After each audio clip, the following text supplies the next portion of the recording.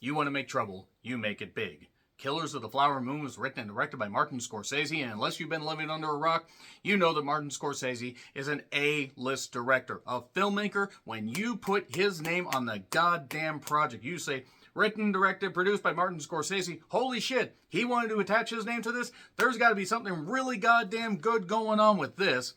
And it would take forever to list every single project that he has had something to do with. And I mean, if you've seen every single project that he's done, maybe you need to join the Martin Scorsese fan club for $9.99 a month. I don't think that actually exists, but if it doesn't, create your own Martin Scorsese fan club with his blessing for $9.99 a month and say, you talking to me, we talking Scorsese. And even if you don't love every single project that he's done, you have to admit he is a tremendous filmmaker. He absolutely understands how to make great films. Sure, some are overly long. We'll get to that here in a little bit. But, I mean, come on. So many great goddamn movies. I mean, the remake of Cape Fear with Robert De Niro and Juliette Lewis. Now, one scene that will never leave my mind and is forever etched in my mind. I still say the 1962 version of Cape Fear is superior. But my God, they did a really goddamn good job there. Great cast there. And De Niro, Scorsese in lockstep. Same with Leonardo DiCaprio. More on him in a bit. But you have Taxi Driver, New York, Raging Bull, going back to De Niro, and Goodfellas, and so many other films. I mean, so many other films. The Irishman, that was definitely a movie that a lot of people paid attention to, and then looked at the runtime and said, wow, that's a long goddamn movie.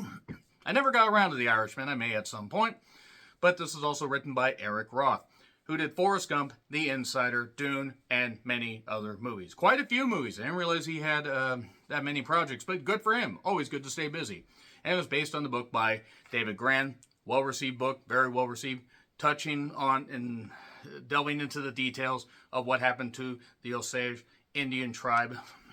And boy, in 1920s Oklahoma, I mean, that must have just been rough. So goddamn rough to have their land, poisoned basically by white men coming in wanting to steal the oil, their land, their women, their lives. It is such a tragic goddamn story. So much history. I mean, that's the one thing about the book that a lot of people really praise. I never got around to reading the book, but I heard some very good things. And it would take too much time to talk about all the history, but that's kind of the overlay right there. And this is a passion project for Martin Scorsese. He's been wanting to do this for a while, and considering the cachet that he has in Hollywood and the amount of money that he's been given for multiple projects, more on that here in a little bit, he has definitely earned the right to say, I want to do this, I want carte blanche, I want people in this, and I want to do the best I can to honor the Osage Indian tribe. And apparently he did. And that's good. That's good. You see some behind the scenes stuff, if you've checked it out on YouTube. There's been stuff about how he really wanted to honor their story as much as possible, tell of the atrocities and all that stuff, and try to weave and tell this story in the best way possible. And he did that with a film that has a runtime of 206 minutes. And that's not 2 hours and 6 minutes. For those that aren't math majors, or those that just are too goddamn drunk to figure out runtimes, that is 3 hours and 26 minutes. So he cut 3 minutes off of The Irishman's runtime. That's good right there. But he managed to do that and got $200 million for this. And this got released in theaters. A couple studios were involved, including Apple Original Films. And a pretty goddamn loaded cast. I mean, too many people to mention, but you have Leonardo DiCaprio, who plays Ernest. Ernest Scared Silly is what I wanted to keep calling him, because it kind of reminded me of Ernest, just without the comedic timing. William Hale, Robert De Niro, who is 80 years old and is playing a character at the time that the actual, Hale, was involved in these particular things. He was 45. And that's okay, though. Robert De Niro, a lot of, cachet, A-list status. Even with a lot of the bullshit comedy, that he's done, a lot of bullshit comedy films that he's done, whatever, at this point, he's pretty much Teflon. He can do whatever the fuck he wants. Lily Gladstone plays Molly, who's a part of the tribe. I do have to say Lily Gladstone was a standout in this film. I have seen her in a couple projects. She did impress me here. Jesse Plemons plays an FBI agent. He was in Antlers. I really liked Antlers. I actually need to go back and rewatch that. You have Tantu Cardinal. I'm having to look at my notes here because I want to be respectful. Plays the character Lizzie Q. Then you have John Lithgow, Brendan Fraser. So many people in this. I mean, a lot of people. And I'm just so glad that Brendan Fraser has risen back up. I mean, The Whale got him a lot of praise. I still need to watch that. Didn't get a chance. But Cara Jade Myers was really good as Annie. Anne. She was just good as Anne. Not Annie, are you okay? Are you okay? Are you okay, Annie? Not that. But various other people. Janae Collins, Jillian Dion, Jason Isbell, Louis Cancelemi, and then you also had Tommy Schultz as a character named Blackie. That's his actual name, by the way. Just want to say that.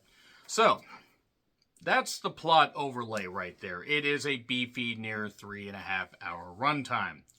So get ready, basically. I will tell you that about an hour and 40 minutes in, you could take a bathroom break if you absolutely need to, and that would be the best time to do it. If you need to space it out, do it after about the first hour, and then do it maybe after the first 50 minutes, and then do it after that, and space it out, and then stay for about the rest of the 90 minutes if you don't really want to miss much of anything. If you want to catch the whole goddamn story. Now, yeah, $200 million budget. It was filmed back in 2021 from April to October of that year. So this thing basically has been just, I assume there was post-production and working with the Indian tribe. And a couple things I do want to mention. Robbie Robertson's, no, not that one. His musical score, tremendous from the very beginning. Musical score, definitely one of the positives of this movie. And then cinematography by Rodrigo Prieto. He's good. He's very, very, or Pretro, I believe is how it's said. Bit of a weird spelling. I do apologize if I butcher that. His cinematography, it's very well shot, very well framed. Costume design is very, very good. And from there, we have this lengthy movie about the Osage, or Osage, however you want to say it, not Corsage, Indian tribe. People have different ways of pronouncing it, so Osage is the best way to pronounce it. One thing I do have to say is, as far as the casting, I think even from, the people that are on this particular plot of land, of the tribe, they do a good job. They did a good job casting that. And there were a lot of moving parts here, obviously. In a 3.5 hour movie, you would need to have a lot of moving parts. Robert De Niro is perfect in this for this reason. If you even read up a little bit on it, you know who the villains are, you know what all this is going on. It's basically historical, while also crime drama and stuff like this. And DiCaprio also plays his role pretty well. I mean, DiCaprio has his status pretty much set in goddamn stone, practically hammered down on a metal plate like it's a walk of fame, like you can't do anything to his status. It's just that good. Even if I haven't looked at everything DiCaprio's been in, I mean, the man's been acting since What's Eating Gilbert Grape, The Basketball Diaries. Never want to go into a bathroom stall with another man again because of that. I didn't say that. But yeah, that was certainly troubling. But he's been, Man in the Iron Mask, okay, maybe he wasn't all that great. And that movie was kind of, point. Romeo and Juliet was one of the things that really set him up for Titanic and various other projects. Great casting. Lily Gladstone, once again, very, very good. So I just wanted to get that overlay, the detail. Beautifully shot. Great musical score. So now I'm going to get into my actual thoughts of the movie. Jesus Christ, they could have cut out 45 minutes to an hour. They could have trimmed things, and you could have put a 500-piece puzzle together during a few parts, especially in the first hour, and not miss shit. And there were a few times where, yes, I understand why they did scenes the way they did them, and they wanted to tell the story the way they did. And that's fine. And while I will certainly say, and maybe I was a little bit too harsh on Oppenheimer. Oppenheimer was just about 3 hours, or 3 hours and a little bit. This was 3 hours and 26 minutes with end credits. And this easily, again, could have been trimmed down a bit. And I don't think you really would have missed anything, because you can't even cover the entire deal of the atrocities and the murders and the fact that people were being picked off simply for being Native American. And all this stuff was going on. It was bullshit. What this tribe went through. Absolute bullshit. Absolutely tragic. One thing they could have done, though, with this is Apple could have just made this a mini-series. Made it like a 5 or 6 episode mini-series. With a $200 million budget, you're telling me they couldn't have gotten De Niro and, DiCaprio to be in this? It's not like Apple couldn't have afforded to put it on their streaming service. It really doesn't have a whole lot of subscribers, and I bopped in and out of owning or subscribing to because it's a little bit messy. Martin Scorsese did some good stuff here. But it got to the point, especially about, I'd say, an hour and a half in, where it was like, Jesus Christ, we should actually be, maybe not nearing the end, but we should be into the third, or getting towards the third act. And we don't even approach the third act until about the 2-hour, 2-hour, 30-minute mark. And that's just ridiculous. Yes, Bo was afraid. I watched that. That was 3 hours. And again, the aforementioned Oppenheimer and other movies that have been pretty long. I shat on Oppenheimer, some aspects of it and everything. Movies don't need to be this long being in theaters. Yes, it was cool to see it there and it was cool to have the experience. And maybe I thought some of the movie would fly by. Some of it did. There were some points where I'm like, okay, this is really good. I see why this got so much praise. And then other times where I'm like, Jesus Christ. We know what's going to happen here. And yes, you have certain things swelling up and then there's no real payoff. Like, some characters, it feels like they could have trimmed down on. I mean, I think you could have trimmed down on a few of the Caucasian characters, even though, yes, there were enough moving parts to tie into what Ernest and William were doing, and that makes sense. But too much of this movie was padded. Too much of it was padded. And it just ends up undoing any of the positives. Had it been 2.5 hours, maybe even 2 hours and 40 minutes, I might have been a little kinder to it because it would have been a little bit tighter. Scorsese apparently has never heard of editing, but he may want to consider doing that because he's about 80, 81 at this point. I don't think that he's going to be making too many more movies after this, and I also don't see how this is going, and I'm willing to eat crow about it, I don't see how this is going to make back its budget. I saw Oppenheimer did it because it was in the summer. Barbie, Oppenheimer, Boppenheimer, or Barbenheimer, Boppenheimer, Barbenheimer. But I don't see this film making its budget back. Not in this economic climate, not in this landscape. Not with the fact, unless some theaters are open late enough, they're only going to be able to run 3 shows a day. Even if they have 3 screens of it for some of the bigger complexes, that's still only 9 showings a day. This is a big, big risk. And yeah, I mean, obviously it'll make it on streaming. It'll win a whole lot of awards, and I'm fully expecting this to win a whole lot of awards. But for all the positives, this just wore me down to the point where I didn't want to see anymore. And then I realized, my God, we have another 50 minutes left. And I was aware of the runtime. That was a thing that got promoted. Big old runtime. And yeah, Scorsese overreached. Some of it was good. Other parts could have been cut. That's all I gotta say right there. I'm gonna get into spoilers just so you know. Spoilers really won't take very long because I do want you guys to actually see this. And plus, there's a lot of moving parts and a lot of this shit going on and everything. And it's hard to remember everything. So, it's in theaters right now if you want to check it out and sit there and have your legs go to sleep. 3, 2, 1, spoilers. Okay. Ernest arrives. His uncle is William. And William's so obviously evil. He's setting up this plot and setting up this stuff to where you're gonna marry this Indian woman, Molly, played by Lily Gladstone. You're gonna get her money. The family's gonna be picked off. You're gonna inherit it.